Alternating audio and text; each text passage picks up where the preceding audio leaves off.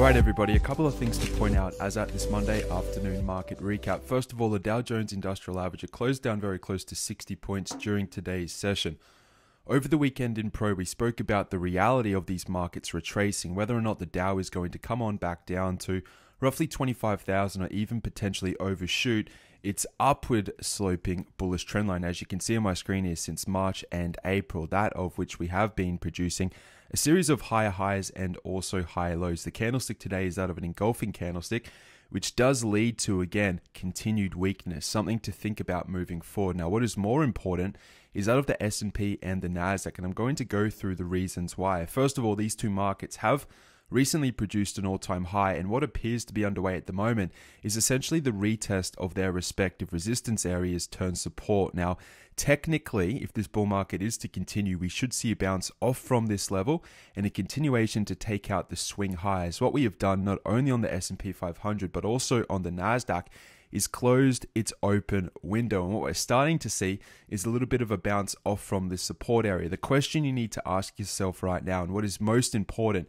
is whether or not the S&P and the Nasdaq can actually get above that swing high. If you do see a bounce, and I'm talking about a bounce that may set up during Tuesday, Wednesday, or Thursday, but if that bounce fails to actually hold, break, and continue above this swing high, it opens up the door for these markets to pull on back down and to retest their respective bullish sloping trend lines. Now, if we go into the Nasdaq, we don't really have all that much leeway to work with. Again, most recently towards the back end of August, you can see this is the all-time high. We sort of pitted out just above 8,100. What is most important is, again, we've broken above these old resistance points, but as we have broken above, we've come back down and we've closed the gap, but we're still holding at this support area. What is important to point out on this chart is that unlike the S&P 500 and that of the Dow Jones Industrial Average, we don't have as much leeway. You can see that this is the bullish sloping trend line coming up through my screen right here that I'm illustrating to you in red. You can see that we have a very slight margin between where we're currently trading at and where that trend line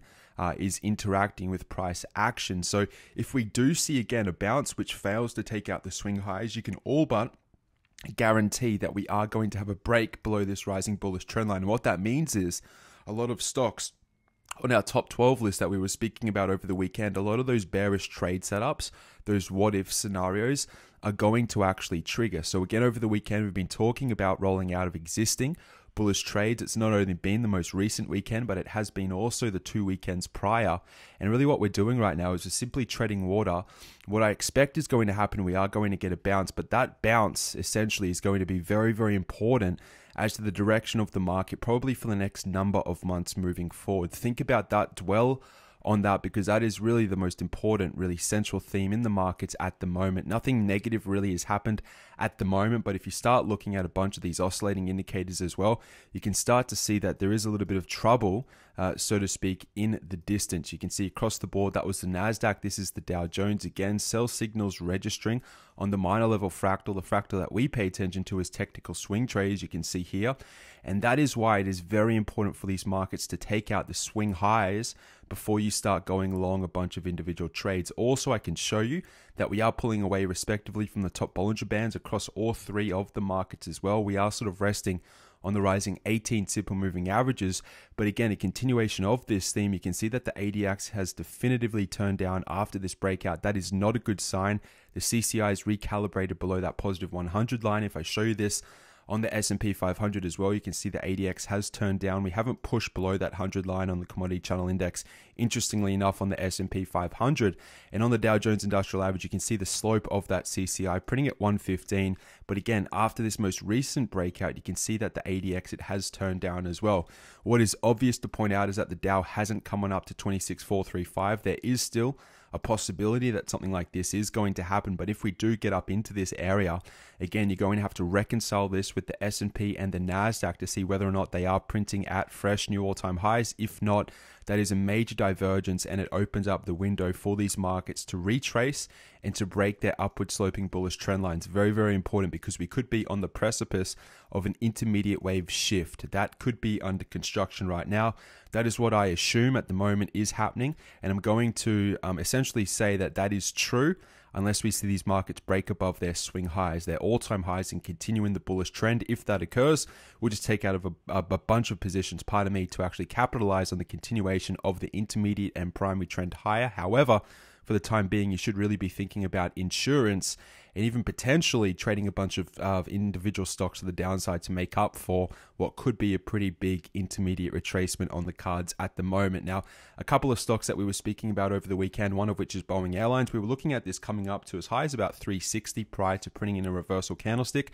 That didn't happen. We saw the reversal candlestick immediately today. Again, you have to think about this trade in context of the analysis I've just given you, whether or not we are going to see that push on up higher on the industrial average close to 25.4, or whether or not this is going to be the retracement beginning. I still think there is a little bit of gas in this market. However, I wouldn't be chasing long trades.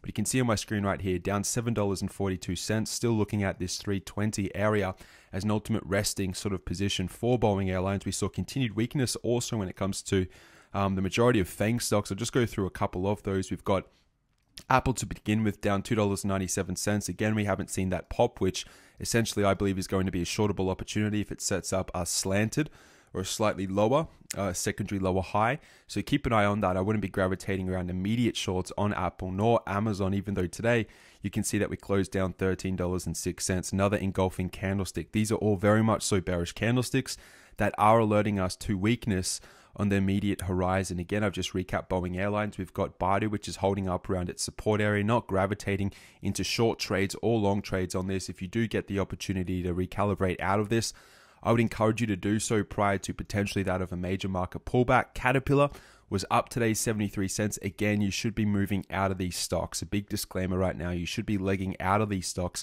given really what's at stake when it comes to the technical analysis of the major financial indices. That's going to dictate the direction in which a lot of these shares are going to move. You've got COP coming back up to 72. This is quite nice. If you see a failure up and around this area, if you start to see engulfing candlesticks or one black crows, shooting stars, high wave spinning top candlesticks, that is the warning signal. Hangman candlesticks at resistance, that is the signal. Again, very similar to Boeing Airlines, that we could see some major drops in these shares moving forward. A couple of entries on this, but targets as low as 64.79. We've got CVX as well, that's doing everything it can to possibly hold up around that 115 handle. You can see at the moment we just lost it, 114.48.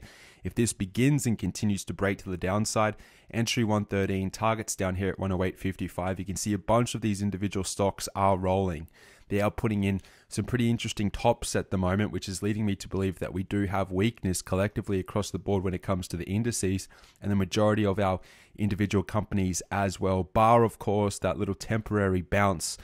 And if it doesn't, of course, break and hold above those recent all-time highs. Google, very weak, down $2.53. This is looking like a sloping, a triple top to an extent. I've said this repeatedly, although it doesn't take really the true time formation to really confirm that of a double top. We have closed the gap and we are still making a series of lower highs as well. And if we do see this relief rally, okay, which is really what I'm talking about, consider it that of a back test of the neckline. Very important, about $1,200 per share. If you see that, again, much like a bunch of other stocks that I've just spoken about, and you start to see reversal candlesticks around this pivot, that is the opportunity to go short down to $1,079 on Google moving forward. We've got IBM as well, that intraday pushed on back up above 146. It didn't get as high as 147. Another opportunity very similar to that of Caterpillar to actually leg out of these stocks. We haven't seen true grit, so to speak, to actually get them up and close these open windows. I think we are going to close these ultimately, but before we do, we might just have another secondary re-push back down into relative lows, okay, which could establish that of that inverse right shoulder, even though I'm not really going to go out and call this an inverse head and shoulders. It's not a true location as to where this type of chart pattern will set up, but you could see something like this prior to that 155 closing out of that open window. All right, again, very similar. Netflix, it's trying to hold up. It's trying to sort of hold this 350 area, still at support. We're in the midway of both resistance and support. We've had a pretty decent trade on this. We didn't get all the way up to $400 per share, but we really took a majority of that move. At the moment, we should be relatively neutral on this stock, not looking to trade it at the moment. This is looking like a little wedge continuation type of pattern back down to support. But again, I'd be sort of sitting on my hands when it comes to trading a bunch of these stocks at the moment, not until we have market confirmation, and I do think something big is going to happen. And to conclude with, we have Tesla, which gapped up today, $22. It's actually overshot our pivot at about 280, which is really good. It happened very, very quickly. And essentially, again, this could be the bounce, the back test of this gap, the back test of not only the gap, but also a multiple area, of support to new resistance, or it could come on up a little bit higher, as high as $300 per share. The same type of trade outlook still remains true. It's going to be the retest and the reversal, okay? Much like a lot of these stocks that I've just recapped in this Monday afternoon market recap. So I wouldn't be taking longs. Big disclaimer, not looking to trade this market long. I'm going to wait to see whether or not this bounce, if it comes, beginning maybe Tuesday and continuing through to Thursday or even Friday, to see whether or not it can break above the swing highs on the Nasdaq and the S&P 500. If they make that of a lower high, all of these trades that I've just gone through are going to stop and reverse at their central pivots, these areas that I'm highlighting for you now, and the trades are going to be on the breaking of that intermediate trend line, which has been holding up these markets for the past number of months. So I hope that helps you out as at this Monday afternoon market recap. I'd encourage you to get into Pro and have a look at that analysis we performed not only this week, but also over the past number of months as well. The back catalog is up online. If you have any questions, please email me, success@pivotpoint-trading.com. All the best, everyone. Enjoy your evening. It's James signing off on behalf of Pivot Point Trading. Goodbye.